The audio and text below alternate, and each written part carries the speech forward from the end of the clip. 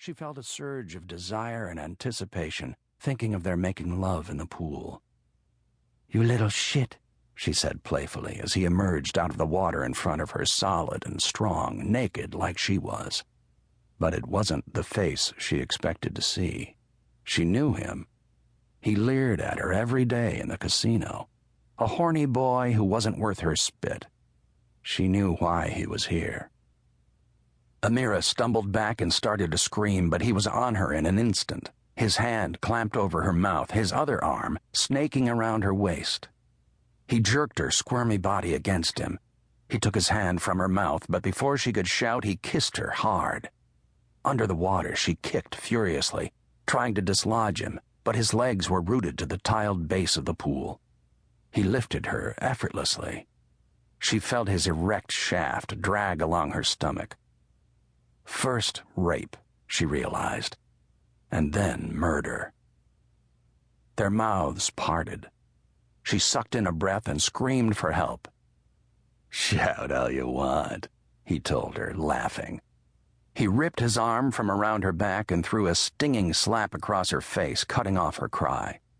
She tried to wriggle away, but he grabbed her again and shoved her whole body under the water.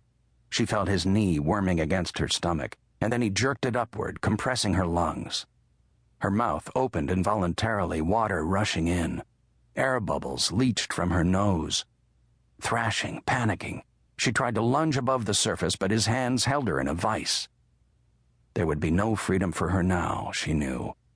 She would always be a prisoner. Her wide-open eyes burned with chlorine.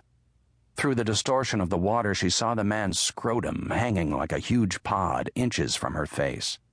She had enough play in her arm to reach out and grab it, and as she tightened her grip and twisted, she dug her long, elegant nails into his testicles as if she were piercing a grape. His animal wail carried to her ears through the water. He reared back, releasing her. She burst up with a splash and took several long, labored breaths, feeling the hot summer air rush back into her lungs. Her assailant was clutching his genitals and cursing. Furious, she laid both hands on his chest and shoved. His heels spilled out from under him and he splayed back, landing flat on the water. Amira dove past him. She swam for the edge of the pool. Behind her, she heard him scrambling to regain his balance. She felt his fingers scratch her leg as he clawed for her. Her left hand grazed the smooth marble and she laid both palms flat on the tile, pushing herself up. She tried to pull her leg onto the skirting, but her foot slipped and she lurched back into the water. Quickly, Amira grabbed for the tile again, but she wasn't fast enough. He was right behind her. He spun her around. She saw his eyes contorted into dark little dots of fury, with a dirty stare that traveled from her face down to her full breasts and below the water to the black triangle between her legs. "You won't be fucking anyone tonight," she said, smiling at death, spitting the words at him. "Neither will you," he hissed, his voice filled with malevolence. He yanked her long hair from behind, snapping her neck back. With a hand around her throat, he drove her skull into the sharp edge of the marble, where the bones split with a sickening crack. An electric charge erupted behind her eyes, agony flooding into every nerve end. Then, as quickly as it came, the pain was gone, and she felt nothing at all. Her body was sinking, sliding, twisting, her limbs as powerless as a marionette's.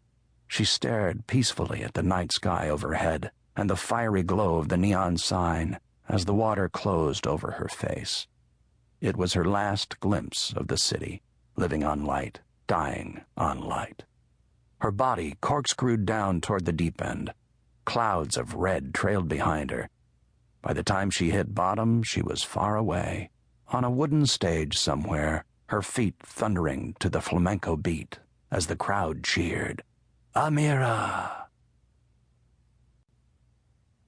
Part 1. Amira. Chapter 1.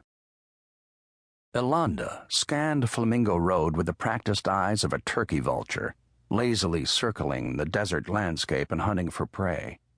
She spotted her quarry a half block from the Oasis Casino and sized him up.